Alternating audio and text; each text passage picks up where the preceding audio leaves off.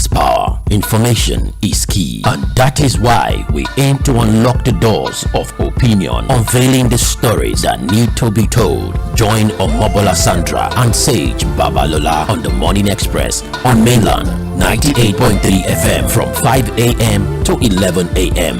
as we invoke the thought-provoking discussion, tackle the tough questions, challenge assumption, and give a voice to the unheard. This is the Morning Express on Mainland 98.3 FM. Welcome on board the Morning Express. Good morning.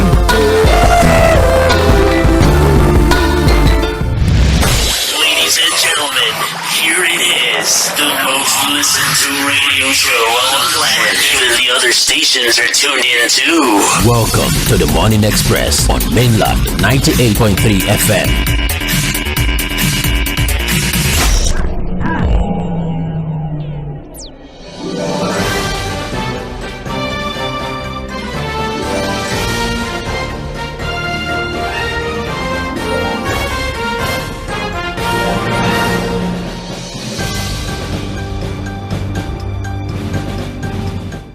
Good morning and welcome to Trends in the Papers on Mainland 98.3 FM. 10 is happening. There's a lot to talk about this morning and I don't know if I have the heart for it, but we have to do what we have to do. Looking through the major stories trending on the front pages of our papers this morning. That's what we're going to be doing from now till about 8:30, where we take a commercial break and we're back by 8:40 for Mainland Focus. And that's the part where you get to be a part of the conversation. So it promises to be an amazing time. Today is Friday, the very first Friday in the month of November. So happy new month to everyone. Welcome to the month of November. Welcome to the 11th month of the year. There's still a whole lot that, can still be achieved in this month of November. Even in this year, 2024, there's a lot you can still do. You can still get, that car, that desired car. You can still get that house that you have been waiting for. We can still get a refinery. If we put our hearts and our minds to it, anything can happen in the next 2 months. Anything, absolutely anything. And even as we, strive, to making all of these dreams and hopes come to, accomplishments, let's not also forget that we have family, friends, and loved ones that we need to hold their hands, all right, so they can also achieve good things. Because the truth is, if you are the only one achieving great things in your circle, it's going to weigh you down because people are always going to come to you. So if you take people along with you, in your drive to succeed, all of you succeeding together, it's going to be just one big pot of okra, seafood okra. Amazing. That's just basically it. My name is Omobola Sandra. You are welcome to Trends in the Papers on Milan 98.3 FM. I will not be doing this alone. Fuhad Sahid will join via the phone line to give analysis to the stories that we are going to be looking through this morning. So he's somewhere hanging on the phone lines. We are live on Facebook and YouTube at Mainland 98.3 FM, so you can watch the program live and also drop your comments even as the show progresses. And for those of us who are probably struggling with traditional radio or going online to carry on with the conversation, you can download the Radio Garden app on your phone and you can listen to Milan 98.3 FM from anywhere in the world. So let's get into the conversation for this morning. Time check is 7:44 a.m. and it is good morning, Fuad. Good morning, Sandra. How are you doing? Happy new month. I'm well, thank you. Happy new month. This thing about happy new month, actually. It's become a culture. I think it's now acceptable. Because again, have happy new day, happy new hour. There's happy everything. There's happy absolutely in Nigeria. Oh no, there's happy weekend, happy, and I just have a feeling that it's the Yoruba people that because greeting is just too much in Yoruba culture. It's just eku this, eku that, eku this, eku that, eku this. There's just a lot of Is there anything wrong with that? I don't know. I just feel like you just saw me just now and I was eating. However it is, that what they say. We're people of respect and it's part of the culture, really. Well, Fuad, 10 is happening. 10 is happening across the country at though 10 is happening. Mmēwànshele, 10 is happening across the country at this time now.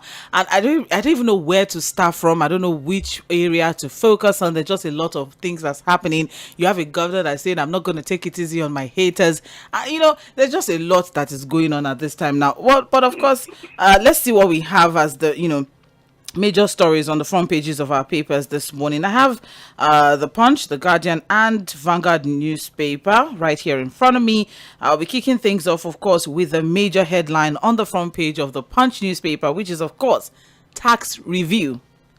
Presidency mounts defense as 36 governors reject proposal. And we have a rider here that says NEC asks president to withdraw bill from the National Assembly. Tinubu panel says bill not against governors. It is going to be an interesting run. Please stay with us. It is Mainland 98.3 FM. Please forward, be on standby. Thank you.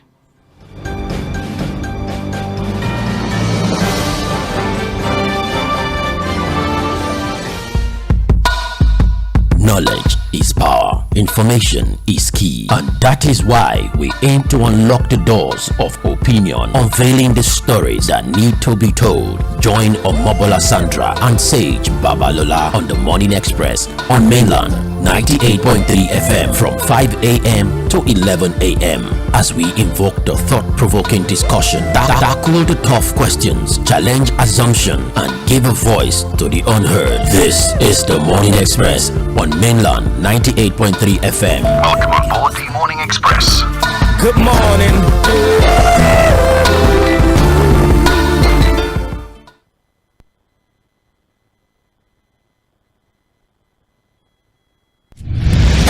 Ladies and gentlemen, here it is, the most listened to radio show on the planet. Even the other stations are tuned in too. Welcome to the Morning Express on Mainland 98.3 FM.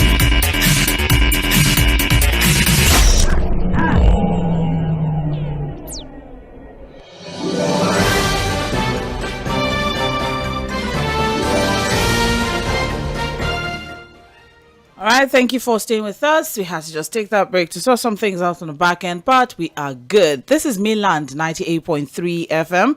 It's Trends in the Papers, and I have Fuad Sahid with me via the phone line as we give in-depth analysis to the stories this morning.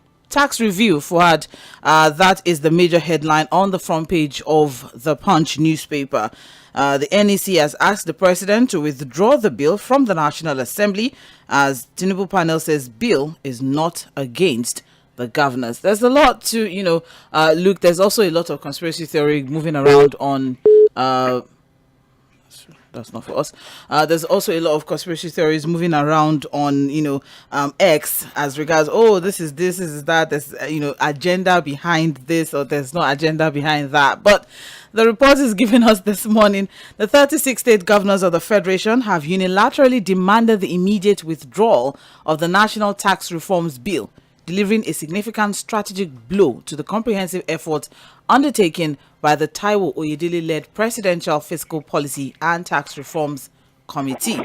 Oyo State's governor announced this. That's Seyi Makinde, who in recent times has been so amazing, so demure, so cutesy, so beautiful.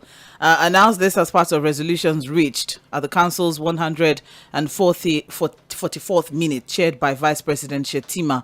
That's the National Economic Council, which is Nigeria's highest economic advisory body. So Makinde told journalists that council members agreed that it was necessary to allow for consensus building and understanding of the bills among Nigerians. So, Fuad, Yes. do you think Mr. Taiwo Oyedele was, unable to persuade the governors, as regards the tax, the reason behind it, the rationale behind it, what exactly the plans are and all of that? Maybe you have, some sort of idea, but what exactly? Because at some point, I think I got lost as well. So what do you think as regards? What exactly is the problem, right? Yeah. Well, you know that before this particular NEC meeting, incidentally, Mr. Taiwo Oyedele was at that meeting to make a presentation on this tax reforms bill, which has several parts. It's about 4 or 5 layers of reforms. And this particular bill, this report that has led to this executive bill that's already in the National Assembly is a cumulative effort of what this Reforms Committee has been able to do in the last 1 year. So if the bill does not fly, it means that all of the efforts of Mr. Taiwo practically amounts to nothing. Nothing. I think we have already put about 4 billion on this venture. This whole effort, 4 to 5 billion naira. Now the issue is this, Sandra. You know, before now, some northern governors, northern leaders have called for the withdrawal of this tax reforms bill, saying it's against the region. And this NEC resolution, yes, the punch is saying the governors are against it.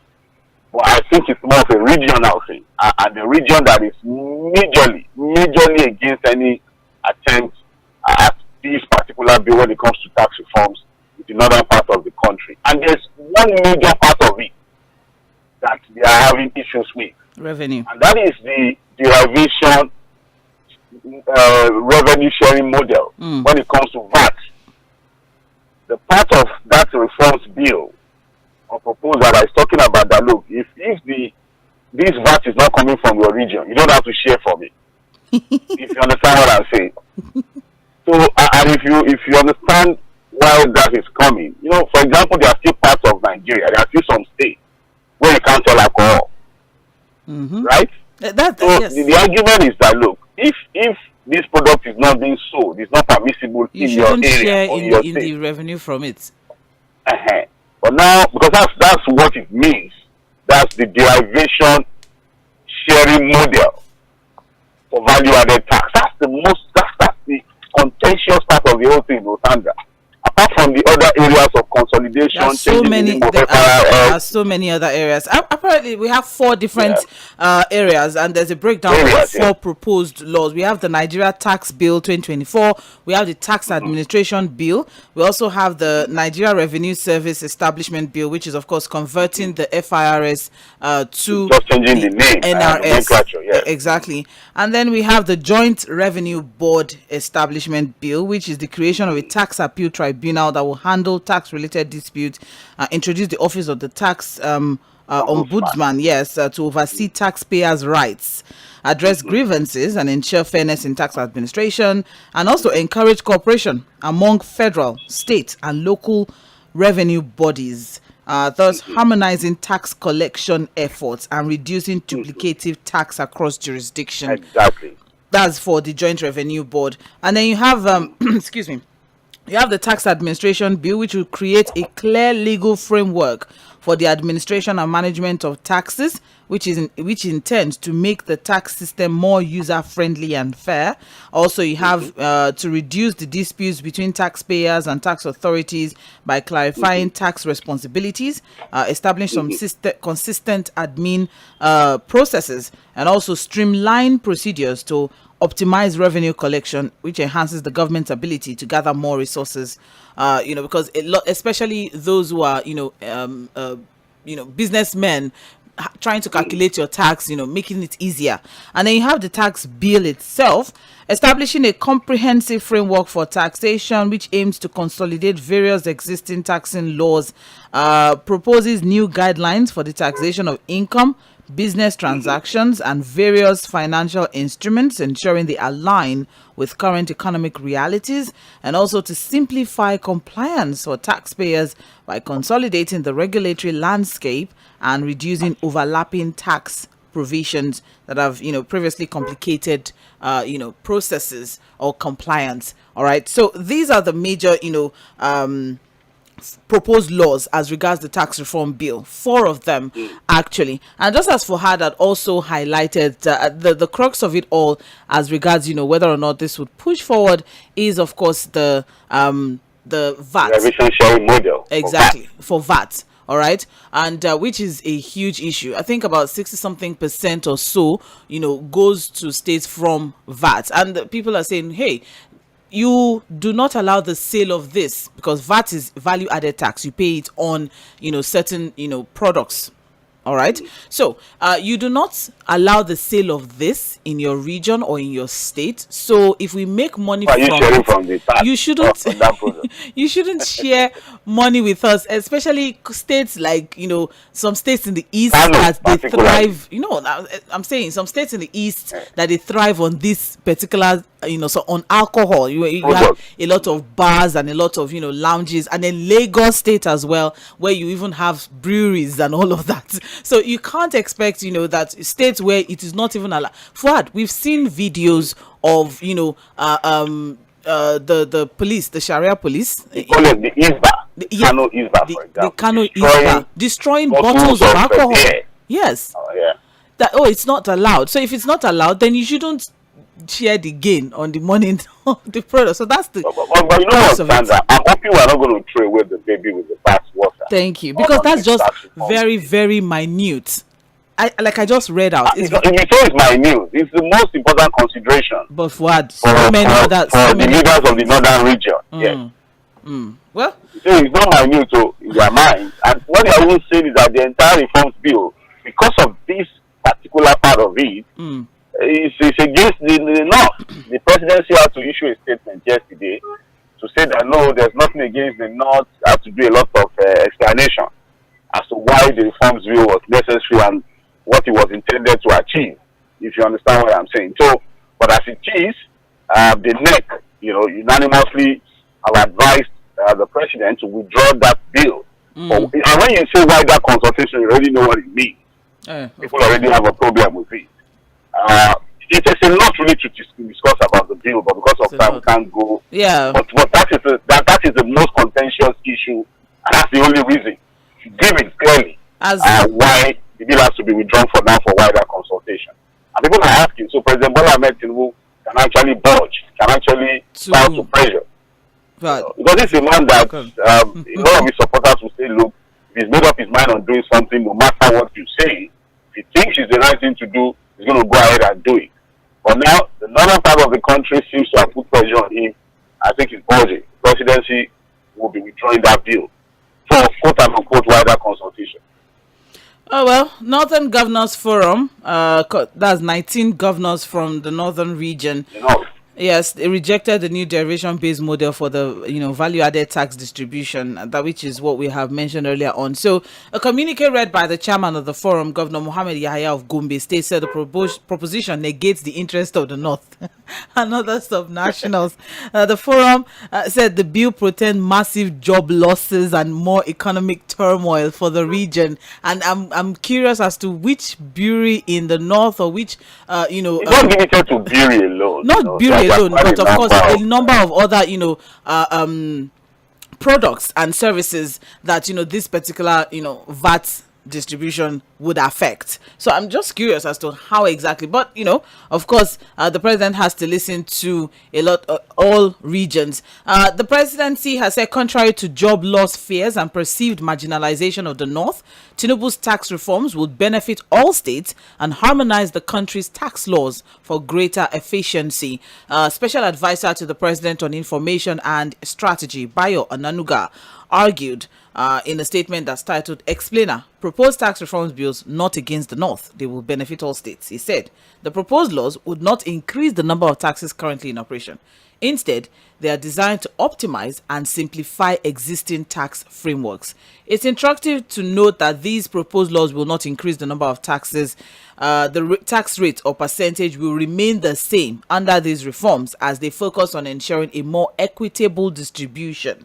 Equitable, the operative word there, of tax obligations without adding to the burden on Nigerians. The reforms will not lead to job losses. On the contrary, they are structured to stimulate new avenues for job creation by supporting a dynamic, growth-oriented economy. Importantly, these laws will not absorb or eliminate the duties of any existing department, agency, or ministry. Instead, they aim to harmonize revenue collection and administration across the Federation to ensure efficiency and corruption.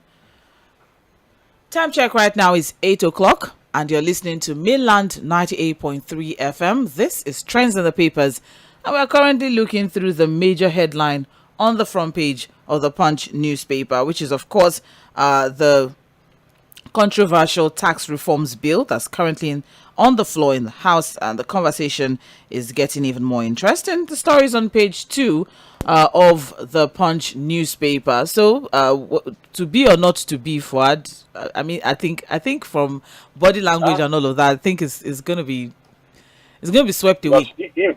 If the next is recommending that it should be withdrawn for wider consultation, and the next is the highest economic what's it called, group, Yes. country governors, presidency, Ministers, yeah. So it's until and why I'm surprised is that look, the most contentious that seems to be the most contentious part of that bill is just this issue of the derivation model for VAT. Yeah.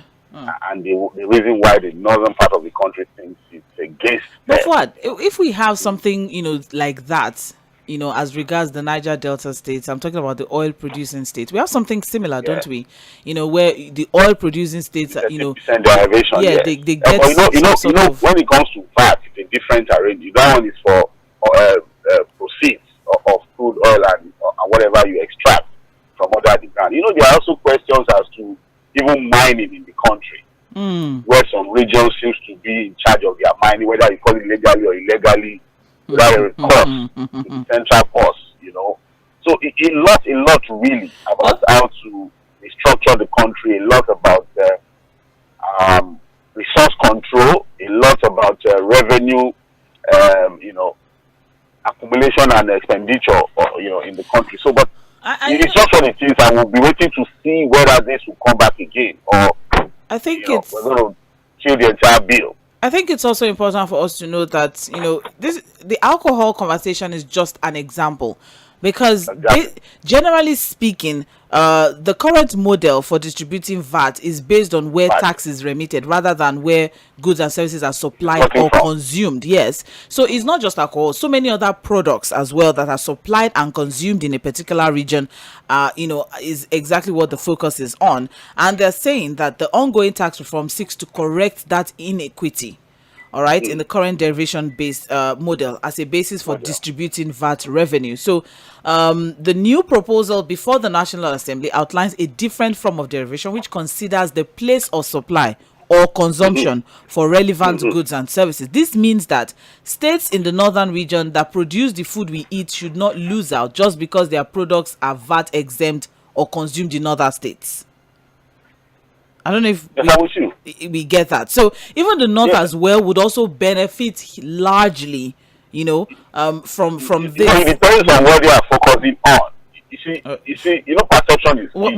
What? Who focus on who now? Is it? I'm talking about the north. Okay. What they consider the benefits of this entire reforms. Immediately you talk about anything derivation, you know that people are going to rise against it, especially when it comes to things like this. And for people who have done this analysis, what they are looking at more is the issue of alcohol and some of these other products that have not been allowed in some parts of the north, it will thrive in terms of its sales and consumption. So, but at the end of the day, I don't know why all of the governors are queuing behind their northern brothers when it comes to withdrawing the bill, because it's almost like a consensus. I also think that the issue of consolidation of revenue, tax revenue, is also an issue for some of the governors. This idea of harmonizing everything, if you understand, so that there are no duplications of tax collections and what are there. I think there are some things who still prefer to, maintain status quo. They want it to remain the way it is, and don't want anything consolidated anywhere when it comes to local government, state, and federal tax collections. So right. I would have thought that Mr. Oyedele would have had this consultation with all of the governors and the state while doing his job. Because what it now means is that he has to now take this back after the consultation. And then how long is he going to do that?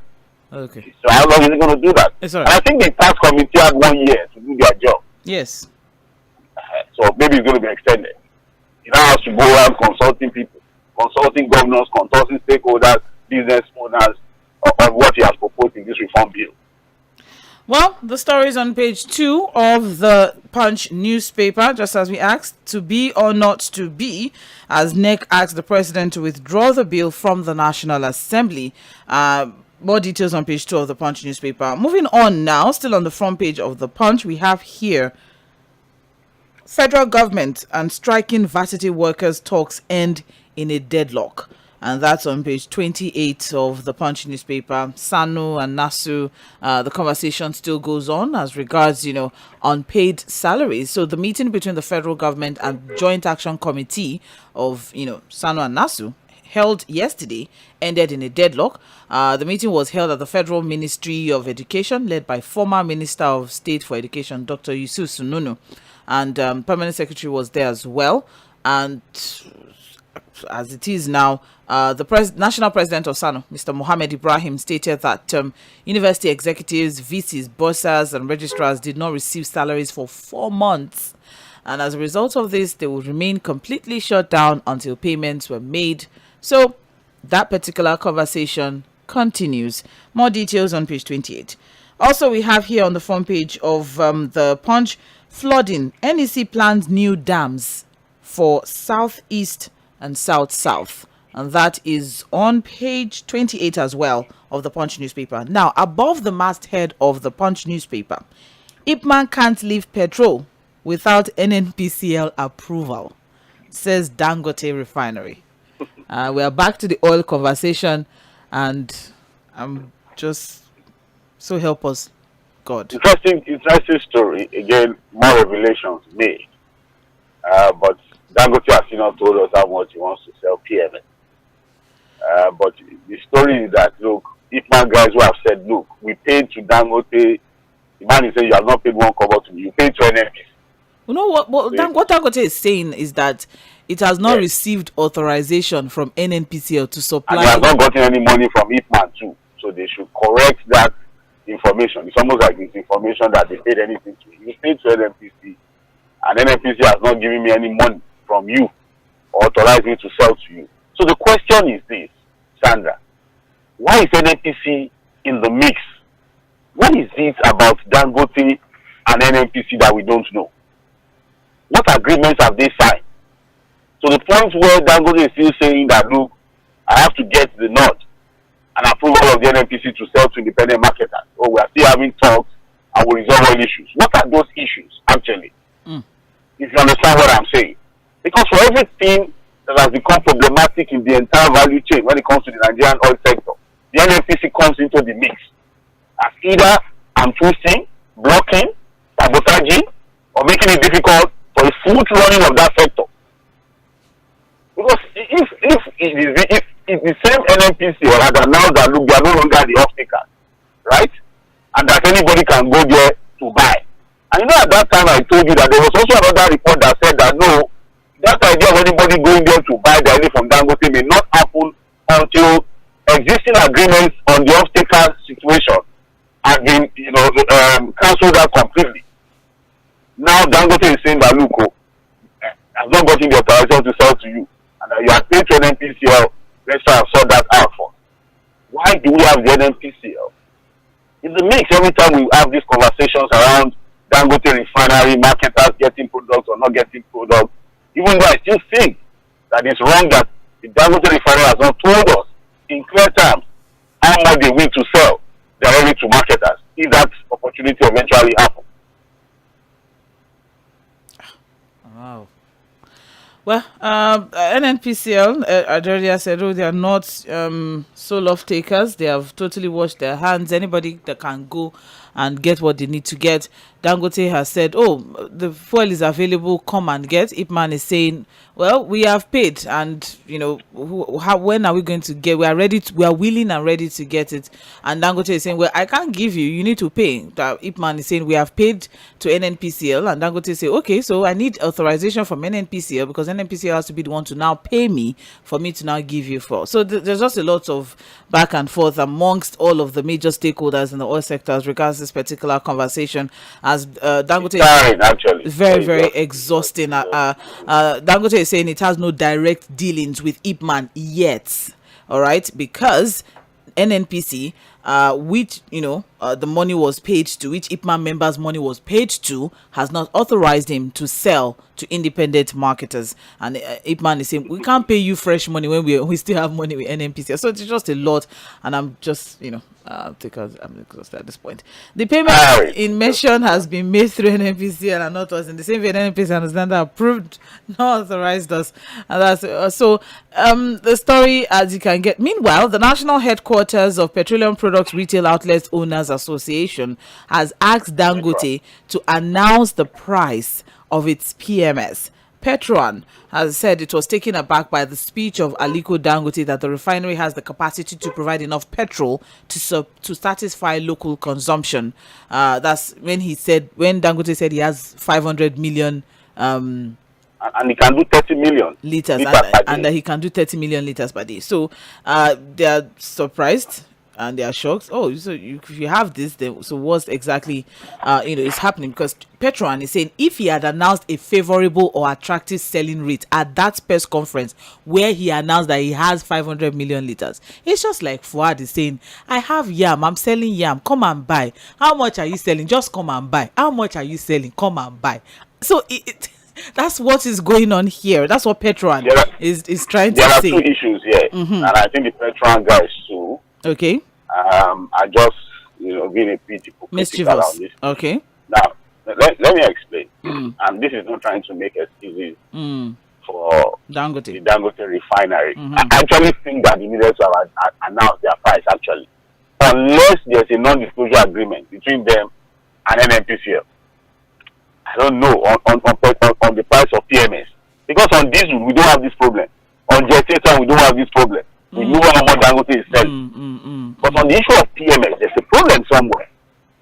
And why it may be difficult, Sandra, for the Dangote refinery to come out with a pricing model that will be cheaper than imported one is that, look, the indices of production, issues of logistics, production costs and all of that, honestly, as we speak in the country, does not make it easy to produce anything locally for it to be cheaper than imported one. I can tell you that for free. So long that we are still issuing licenses and people are still bringing in refined petroleum products into the country, I doubt if it's going to be easy for him to compete favorably with them. That's why he's talking about stopping importation. Let's compete amongst ourselves locally. I'm saying that, look, you can't be using importation to compete with local production. Let's all come back to the local level. Fix your own refinery, NNPCL. Encourage more building of other refineries. Encourage Dangote refinery. Let the competition be local. And then we cannot begin to talk about appropriate pricing, affordable pricing, competitive pricing, market determined pricing. But if you have people who are still importing, Sandra, there's no way there can be fair competition, even with Dangote refinery. Well, 13 minutes past 8, and you are still listening to Mainland 98.3 FM. That is just above the masthead of the Punch. IPMAN can't lift petrol without NNPCL approval, says Dangote Refinery. The story is on page 19 of the Punch. And we also have here, there's also another interesting story. 12 federal government MDA salaries to be delayed. I'm also experiencing some sort of delay here. Yeah, why are you asking me? It means economy. Salary. And the way it is announced, it's almost like, this is what's going to happen. So people need to hold on for it. Exactly. So what will they be eating while their salaries are delayed? How do they live their lives? Sweet potato. They should be eating sweet potato. You think sweet potato is even cheap? Yeah, that's what this guy said now. And the man that was giving sweet potato as an alternative to yam, I think he doesn't even buy those things himself. No. You understand? Because I don't know if sweet potato is even cheaper than yam. Then what about the availability? Is it readily available in all markets as such? So don't let us go into that sweet potato conversation. I don't know what's wrong with that anymore. Fine. All right. Well, let's just quickly take this story. So what we have in these reports is federal civil servants in 12 government ministries, departments, and agencies may encounter delays in receiving their salaries between October and December 2024. This delay is attributed to the exhaustion of the budget for personnel costs by the agencies, a situation prompted by the recent approval of the new minimum wage. So a notice has been sent to them. So, like, for example, those working at Voice of Nigeria now, a notice has been sent. Guys, there's going to be notice of delay. That's the title. Notice of delay in October 2024 salary. We have run out of money.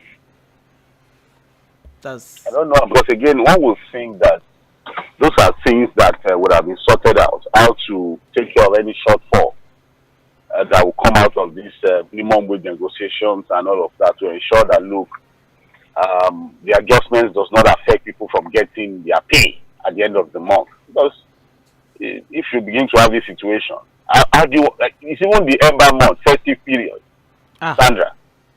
And now, festive period where people are going to be involved in all manner of buying, families are going to be involved in activities to make themselves happy. Yes, but we understand that. But do you understand, from the angle of the director of finance as well? I don't understand now how people's salaries will be delayed. No, how do you understand that?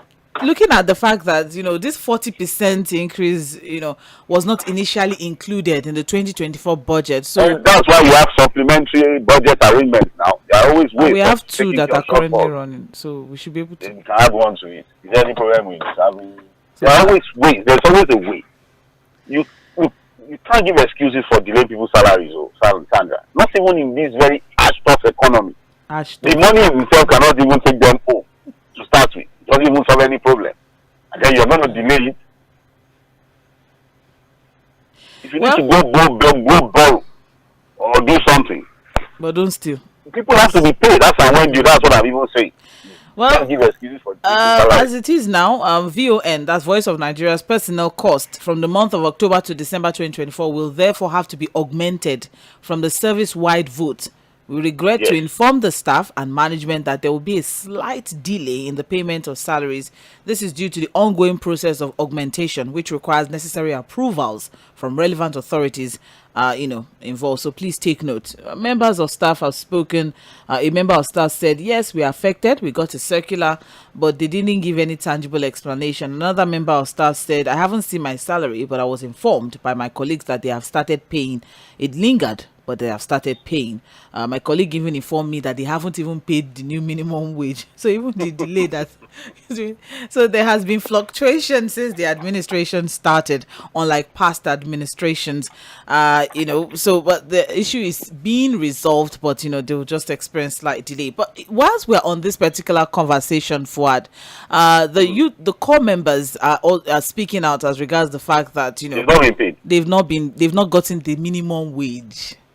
The new one, it has not been, effected for them. Okay. Well, I'm just hoping that whenever it is effected, they are going the arrears will be paid. No, it's true. Arrears. So I was privileged, to have served, in a year where there was an increase as well. And minimum wage increment. Yes, it wasn't even minimum wage increment. It was just added to it. For NYSC. Top up. Yes, top up. Okay. And it was approved sometime in March, and I kid you not, Fuad, we were paid in August, and from March to August was paid. So let's hope that so hopefully the corpers will get the lump sum. So maybe they should thank God that it's some sort of fixed deposit, and they would get what they need to get. Well, that's that. The story is on page 19 as regards delaying salaries. And finally, off the front page of the Punch newspaper, federal government offers 9-month window for free forex deposit. And that's on page 19 of the Punch newspaper. That's all we can take. Giving forex at home, bring it to the bank. That's what they are saying. Who is giving forex? Bring it out. And you think people will bring it out? It's all right. This is Mainland 98.3 FM. Time check is 8:20. That's 20 minutes past 8. And we are still on trends in the papers. I have Fuad Sahid with me via the phone line. My name is Omobola Sandra. And moving on to the Guardian newspaper, from third world to superpower, how to lift millions from poverty to prosperity via local initiatives. And this is taking a cue from India. The story is on pages 4 and 5 of the Punch newspaper. You know how Indians have been able to do it. Is India the next superpower? I don't know. But Indian Prime Minister Narendra Modi is scheduled to take your story. All right. Is scheduled to visit Nigeria this month as part of efforts aimed at strengthening ties with the global south. And since we're on this particular story, happy Diwali to all Indians. So top on the agenda is the push for more collaborations to diminish poverty and human misery in third world countries, constituting about 80% of the global population.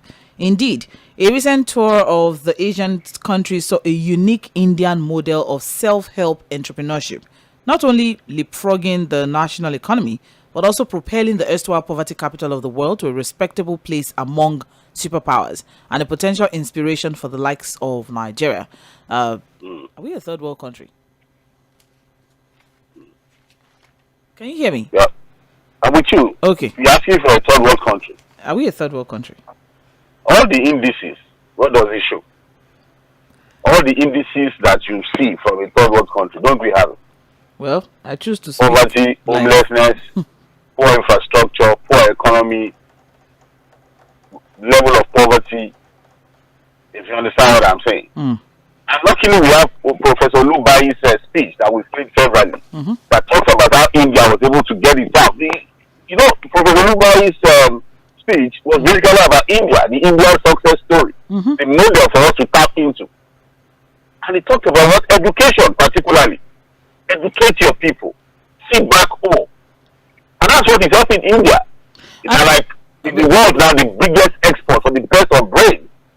Population is one of the fastest growing economies in the world. It is also adjudged one of the most unequal societies, even though it's fast changing that narrative. But according to Oxfam, inequality has been rising sharply for the last 3 decades, alleging that the richest have cornered a huge part of the wealth created through crony capitalism and inheritance. But then there's a need to engage women to lift the family out of poverty. There's an initiative that's, there for social inclusion, mobilization of women, but also household support. So women have been proven to be more trustworthy and dealing in finances and repaying loans. I don't know, because in Nigeria we had some very interesting women, but then having significantly won at home by deepening its political, economic, and military capabilities, India is playing more active roles in international geopolitics with the global south as its primary focus. So India is exporting a lot, and the major thing they are exporting is talent, human resources. That's science. That's it. That's it. Look at their exports in the area of medicine. Look at their exports in the area of pharmacy. And look at their exports in the area of IT. Fouad. Yes. And we too, we have our not new. Well, we have people. We have amazing people. We have amazing talents. Yes. We have amazing talent. Even outside the country, we have people that are thriving in the US, in the UK, in Canada. We have people in government in these countries. So what's our problem locally? They say it's leadership. Do you agree? It's just leadership now. Lack of visionary leadership. As simple as that. And corruption. It's okay. It's the leadership that causes corruption. Or is it corruption that causes bad leadership? Thank you very much, Said Fuad. Moving on now, we also have here on the front page of the Guardian newspaper, the much awaited story. Rivers State. NLC threatens shutdown as Wabara PDP coalition warn of crisis escalation. There's a lot that is going on in Rivers State. The conversation, we started it yesterday as regards, stoppage of FAC allocation to Rivers State. But there was the story making rounds that, Fubara has said it was going to shut down. To fact check that. I've not really seen anything. Yes, though it has been denied. The mainstream media. Yeah. It has been denied somewhere, but I was hoping that it was going to be on, the front pages of the papers. So it's not a mainstream. So so it's just there. So what exactly is going to happen? Is time will tell whether there will be fact, and what's the conversation? The judgment has been appealed, so I expect that status quo will be maintained till another judgment is done. Until maybe it gets to the Supreme Court, and then that federal High Court judgment is upheld by the Supreme Court. Then you can now be talking of withholding allocation to the state. So for now, they will still get the allocation until when the entire case is determined, which I think is going to get to the Supreme Court. But then it just takes me back a bit. I might have been, wherever I was then, but it just takes me back, to the Obasanjo Tinubu era. Yes, some 2003 or so ago, and where everybody said, although it was a different scenario, it was totally a different case, different context, different background. It wasn't the same as whatever it is that's going on in Rivers now, but the same outlook, but the same scenario, different, exactly. But the same outlook. And it's interesting to find that, or it's intriguing rather to find that the person who was at the back end or at the receiving end of it, then who complained then bitterly, is now one of the people who's pushing, They'll say the presidency is not involved. The president does not know about anything. It's okay. And it's a legal matter, it's a political matter that the courts are deciding. But the reality is that, look, we know what we know. And we know where all of this is coming from. We also know the problems in the political space. We know the problem with our judiciary when it comes to things like this. And it's even for the CJN to be trying to intervene by calling judges to say that what's going on, you guys are going to mess up the entire country. So we can live in denial about these things, and we can continue to deceive ourselves. But my fear is that, look, once again, we're joking with the democracy of the Fourth Republic. This is how it starts. All right, thank you very much. That's the story. This particular story, although it's different though, but it's on page 6. As regards NLC threatens shutdown as Wabara PDP coalition warn of crisis escalation. That's all we can take from the front page of the Guardian newspaper this morning as we wrap things up with Vanguard newspaper. This is Trends in the Papers on mainland 98.3 FM. We're looking through major headlines on the front pages of our papers, and the major headline on the front page of Vanguard reads, "There's hunger in the land, governors admit," as they back Tinubu. And we have riders here that says, "Relief should come for the people." Uzodimma adds, "We must encourage Dangote refinery." Quotes NNPCL's Kyari as saying there is total subsidy removal and plans to alleviate poverty. And that's what we have on the front page of Vanguard newspaper. So very quickly, okay, we have here on page 5, governors under the aegis of Nigeria Governors Forum, NGF, have admitted the fact that there is hunger in the country, rising from a meeting in Abuja that lasted from Wednesday night to the early hours of yesterday. The governor said they were aware Nigerians were hungry, but expressed appreciation of what they described as reforms of the president. So the governor's position is coming. The brief. They say yes. People are hungry, but they like the reforms. But they like the reforms. Sometimes I don't know what to make of that, but make what you may of that. That's all I'll say. This is coming as the GCEO of NNPCL, Mele Kyari, confirmed there was now total subsidy removal in the country. So they are now agreed that initially there was no removal. It was maybe partial removal. So we now have total. Weighted average rate. No, so many things. That's what I'm saying now. All the words they used. Okay. So there's now total removal. Abi? Total, yeah. All of it's gone. Okay. Totally gone. Yes. So the chief executives of challenges he informed the state chief executive of challenges facing the company and plans to alleviate the sufferings of the people that's caused by the frequent increase in the pump price of petrol.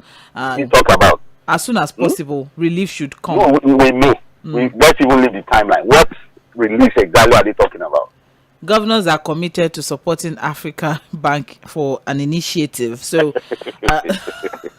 there's a healthcare initiative that they're. You know that they lumped too many things together in that report. I've had to go through other mainstream media So to check whether there were you saw that. details. Why are you doing this to me, specific. Fuad? So you saw it already. You knew, and you are doing this to me, and you're asking me. Maybe I didn't read it well. Maybe you have a different way of reading this.